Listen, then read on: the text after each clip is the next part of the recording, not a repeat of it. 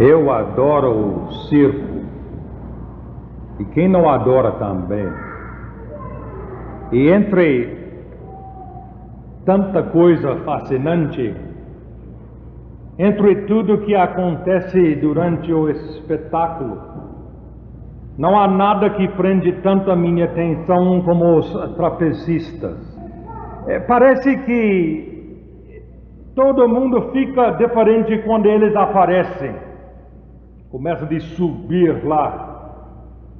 Há uma expectativa fora do comum no ar quando eles começam voando. Todo mundo fica com seus olhos grudados neles. Acho que todo mundo faz isso, irmãos, porque não seja tão difícil ficar suspenso numa barra como eles fazem. Qualquer um poderia fazer isto. Mas o que nos faz ansiosos é exatamente aquele segundo quando o trapezista se solta, fica voando no ar, girando como um peão, estendendo as suas mãos, tentando alcançar aquela outra barra. Isso que dá o espetáculo. Que coragem, hein? Que perigo! Ele cairá? Eis a questão, não é? E sabem, esta questão para nós na igreja também. Não é que sejamos trapezistas suspensos no ar, como eles fazem. Porém, somos como eles. Nossa segurança está em coisas que as barras lá dos trapezistas representam. As barras simbolizam aquilo que nós confiamos supremamente. São vida para eles e são para nós também. Então, em que confiamos? Certamente nós na igreja pensamos que seja em Cristo.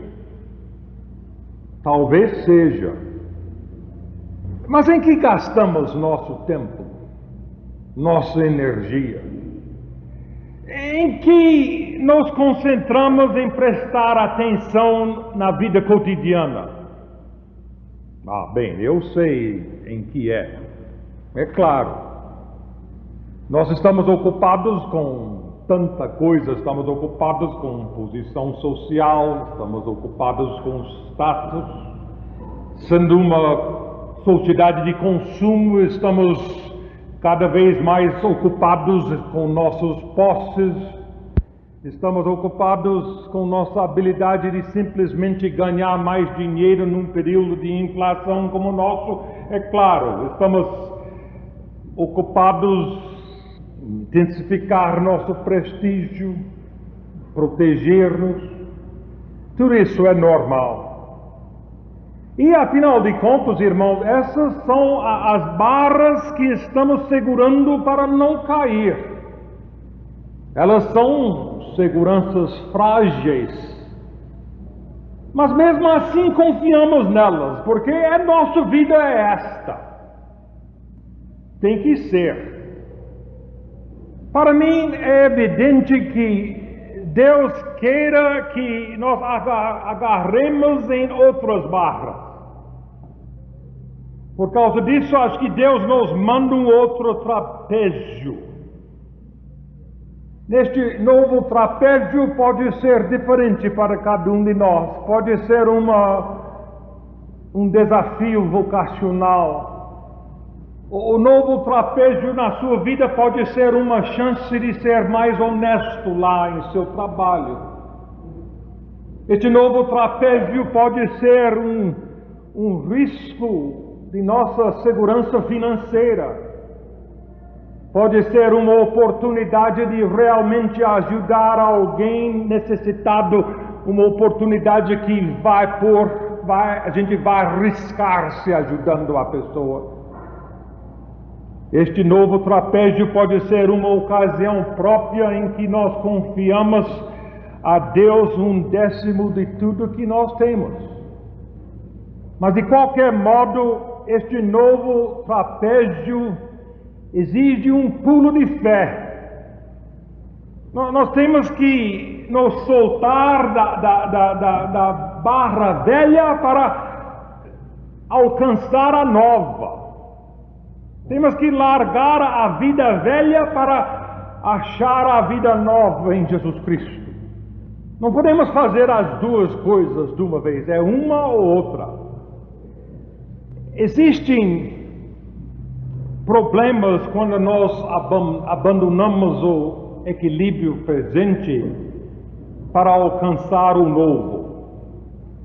Uma dificuldade é que o novo desafio em nossa vida sempre se apresenta como uma ameaça.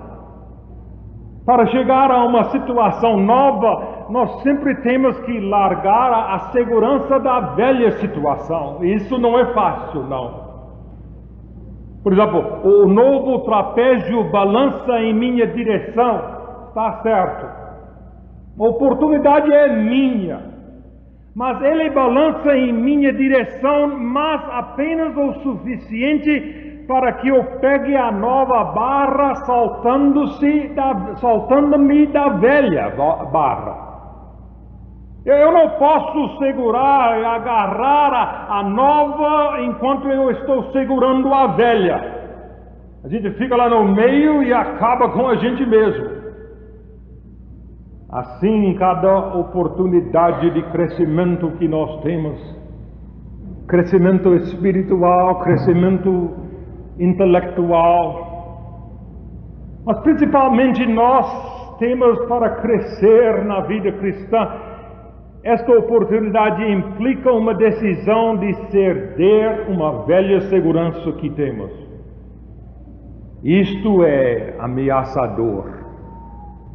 Mas mesmo assim, irmãos, eu creio que na profundeza de nosso ser, nós queremos entregar as fracas seguranças que já temos. Estas seguranças não dão alegria, não dão valor da vida. Dá o que nós temos hoje em dia, um mundo cheio de problemas.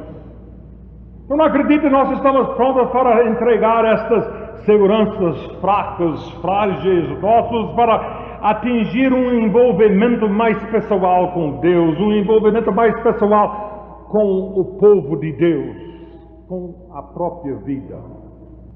Isto é um salto aterrador.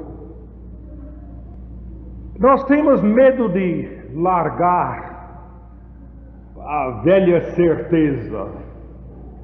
Temos medo do desconhecido. Temos medo de perder tudo que já possuímos.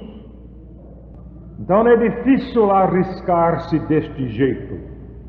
Mas sem este desprendimento, irmãos, não há crescimento. Sempre foi assim. Quando nós continuamos do mesmo jeito como sempre, tudo fica do mesmo jeito. Vejam Abraão. Ele foi um homem que tinha o seu lugar bem seguro na história, lá na casa de seu pai, naquela terra chamada Ur dos Caldeios. As Escrituras nos dizem que Deus lhe pediu para largar aquele lugar seguro dele, com a família dele, com todos os parentes, para ir a uma terra estrangeira onde a sua segurança e onde seu futuro eram incertos. Vamos ler Gênesis capítulo 12, primeiro versículo. Ora, disse o Senhor a Abrão: sai da tua terra, da tua parentela, da casa de teu pai, e vai para a terra que te mostrarei. De ti farei uma grande nação, te abençoarei, te engrandecerei o nome. E Abraão foi. E Deus lhe deu a segurança. Ele tornou-se o pai do povo de Deus, os judeus. Vemos o mesmo exemplo na vida de Moisés. Moisés tinha uma posição de influência, de poder na nação mais poderosa de seu tempo, o Egito. E ele foi convocado por Deus para arriscar esta sua posição, arriscar seu poder nesta nação tão poderosa, para simplesmente ajudar seu povo. Então ele fugiu e achou uma nova família, achou uma nova segurança.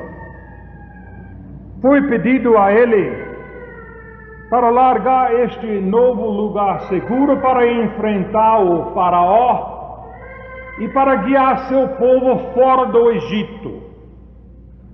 E depois de muito conflito, porque certamente não foi fácil para Moisés, muito conflito com Deus e muito conflito consigo mesmo, ele se livrou e foi. E por último, depois de 40 anos, no fim de suas aventuras no deserto, quando ele estava chegando à destinação prometida, foi pedido a ele de novo para entregar seu lugar ao povo e não entrar em Palestina com seu povo. E mais uma vez Moisés cedeu, assim tornou-se o maior herói espiritual do povo judeu. Parece que ele e Abraão cresceram em estatura cada vez que eles cederam suas seguranças e fizeram um pulo de fé, tentando fazer a vontade de Deus. Na vida de Jesus Cristo nós achamos o mesmo conflito, aparece o mesmo resultado também. No jardim de Getsemane, Jesus sentia que seu ministério estava sendo ameaçado. Alguns dias antes, o povo o tinha recebido com alegria, com entusiasmo. Vamos ler Lucas 19:37. Quando chegou perto de Jerusalém, na descida do Monte das Oliveiras, uma grande multidão de seguidores ia com ele. Começaram a agradecer a Deus e a louvá-lo em voz alta por tudo o que tinham visto. Eles diziam: que Deus abençoe o Rei, que vem em nome do Senhor, paz no céu e glória a Deus. Aparentemente, ele estava cumprindo bem sua missão. Ele estava sendo aceito pelo povo. Ele estava fazendo tanto prodígio, mostrando o Pai, mostrando o amor de Deus. Mas lá no jardim de Getsemane, Jesus ouviu Deus dizendo: deixa este seu ministério, deixa esta missão comigo, confia-os a mim. E o apóstolo São Lucas nos diz que Jesus orou 3 vezes tentando convencer o Pai para mudar de ideia. Lucas 26:30. Ele foi um pouco mais diante, curvou-se diante o chão e orou: Pai, meu Pai, se é possível, afasta de mim este cálice de sofrimento. Porém, não seja feito o que eu quero, mas o que tu queres. Versículo 44. Jesus orou pela 3ª vez, dizendo as mesmas palavras. A chamada era para largar o aplauso e apreciação, aclamação da multidão, para enfrentar a cruz, o sofrimento e a morte. E ele foi, e a igreja nasceu. Mas, irmão, por que nós não somos mais prontos para arriscar-nos na vida cristã? Porque ouvimos sermão após sermão sobre o desafio do Evangelho e no fim ficamos do mesmo jeito. Porque preferimos ficar numa condição miserável, mas segura, bem conhecida, do que nos arriscamos numa nova, gloriosa, mas incerta condição. Toda a natureza humana quer isso. Eu posso ficar morrendo de fome, eu posso ficar morrendo de ignorância, eu posso ficar fazendo tudo isso, mas ninguém mexe comigo, não, porque é conhecida a minha condição, o meu mundo como está. Eu fico com medo de ir para frente e arriscar do que eu já conheço, do que eu já tenho. Então, onde virá a motivação necessária para nós largarmos a velha segurança e arriscar-nos para Cristo? Uma boa pergunta. Durante e após a Segunda Guerra Mundial, uma pesquisa, um estudo foi feito sobre o efeito do combate nos soldados. Foi feito deste jeito. Vamos imaginar que nós estamos numa viagem de turismo visitando a Itália. Estamos visitando numa região que é fantasticamente linda. Fazemos parte de um grupo de 40 turistas viajando de ônibus, conhecendo a Itália.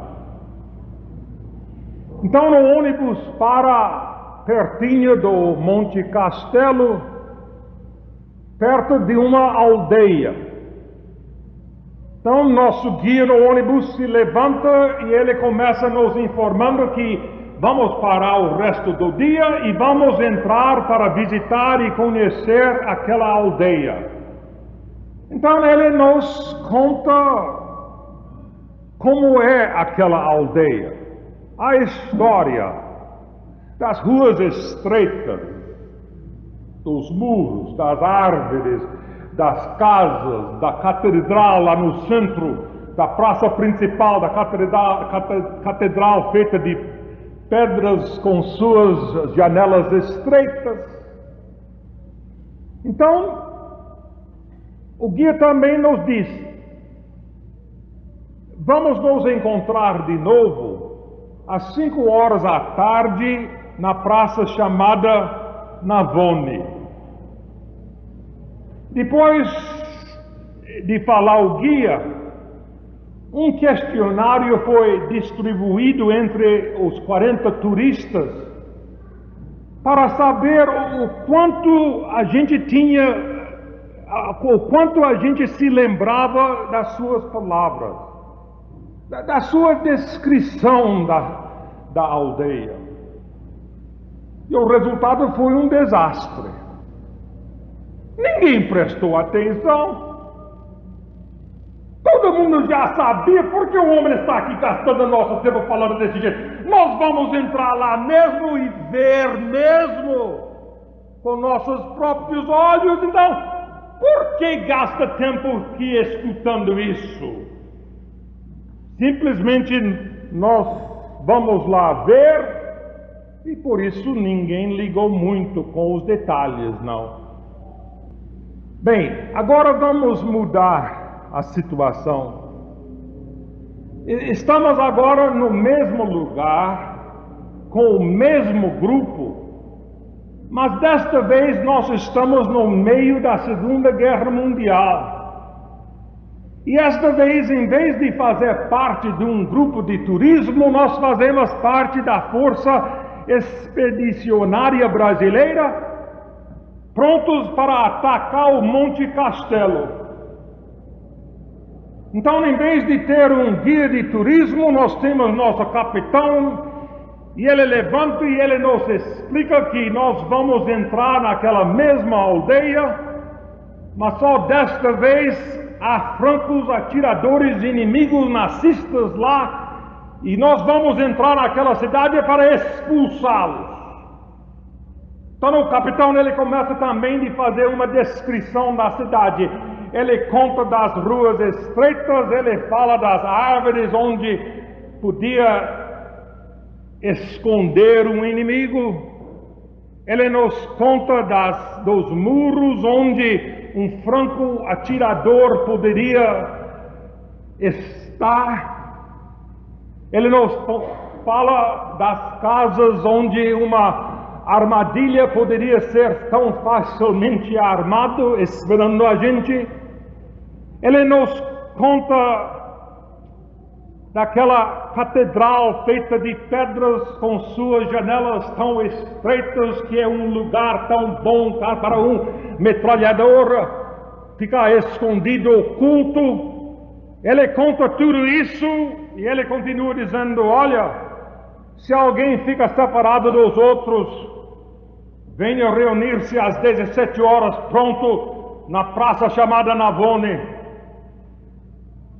E antes que a unidade fosse embora para lutar e alguns para morrer, eles também foram examinados, eles também preencheram um questionário sobre o que eles lembravam da descrição da aldeia feita pelo capitão. E sabe qual foi o resultado?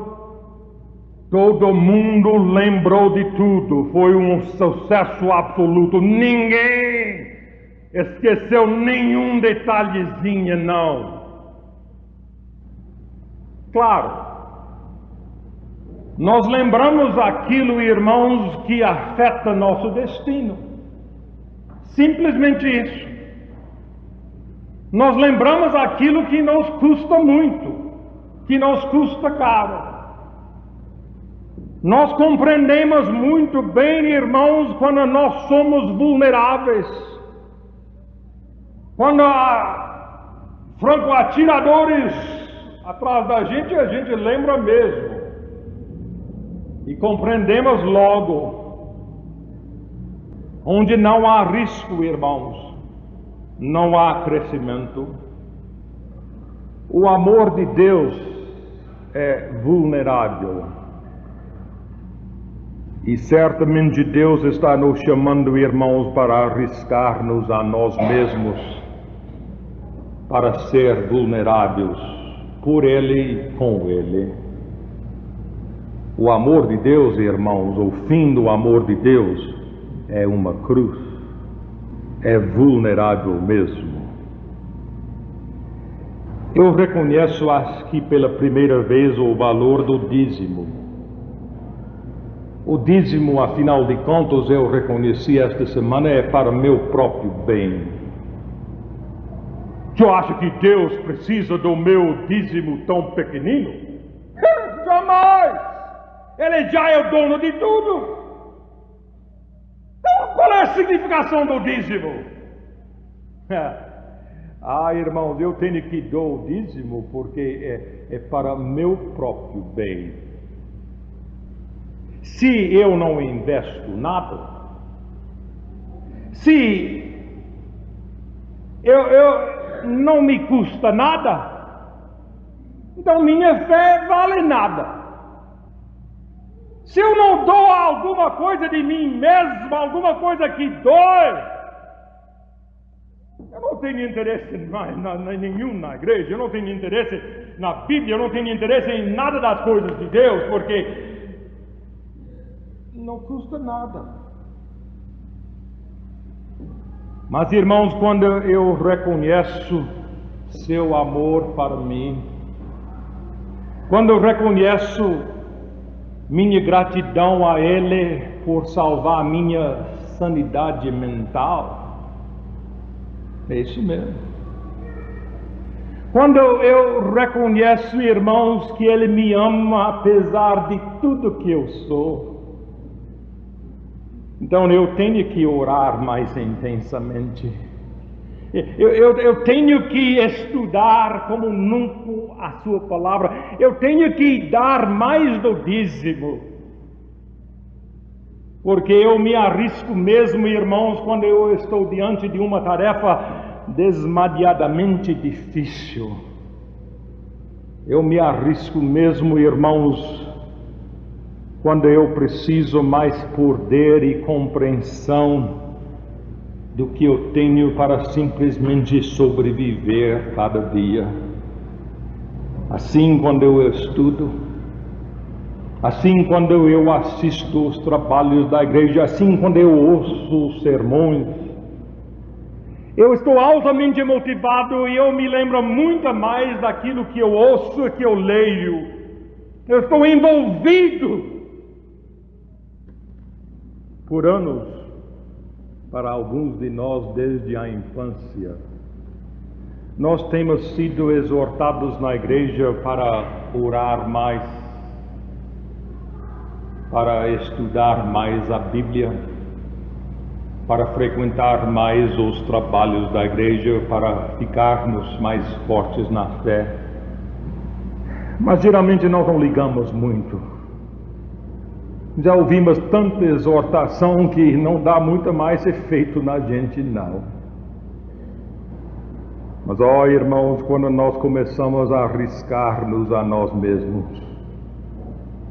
quando nós começamos a arriscar-nos às nossas seguranças, então imediatamente nós temos um novo interesse em tudo. A Bíblia, a teologia até, os cultos, a oração, tudo mesmo. É o subproduto natural de uma vida vulnerável. E quando arriscamos nossa segurança por Cristo, irmãos, é natural, nós queremos conhecer tudo sobre Deus, conhecer Ele mesmo. Quando arriscamos nossa segurança por Cristo, nós somos altamente motivados para compreender a significação de nossa fé, para conhecer este amor de Deus, para praticar o que conhecemos e também para repartir este amor com todo mundo. Não é fácil, não, mas vale a pena, vale. Vamos orar. Bondoso Deus, nosso Pai Celeste, damos-te graças pela tua chamada para nós, ó Deus, estes dias, para realmente viver uma vida que é vulnerável, ó Pai, arriscado, uma vida em que realmente nós amamos até nossos inimigos, em que por muitas vezes outros não nos entendem, somos mal compreendidos. Ajuda-nos de deixar o que é seguro, aquela vida velha nossa, e fazer um ato de fé, um pulo, ó Deus, em que podemos realmente achar uma motivação nova. Toque-nos, ó Deus, em nossos corações e dá-nos cada um aquilo que nós precisamos. Oramos em nome de Jesus. Amém.